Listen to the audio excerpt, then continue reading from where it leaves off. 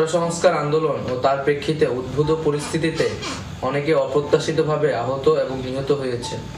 তাছাড়া রাষ্ট্রীয় স্থাপনায় অগ্নিসংযোগ সহ নানা সহিংস ঘটনা ঘটেছে। আমরা এই সকল অনাকাঙ্ক্ষিত ঘটনা তীব্র নিন্দা জানাই এবং সুষ্ঠু তদন্ত সাপেক্ষে দ্রুত বিচারের দাবি জানাচ্ছি।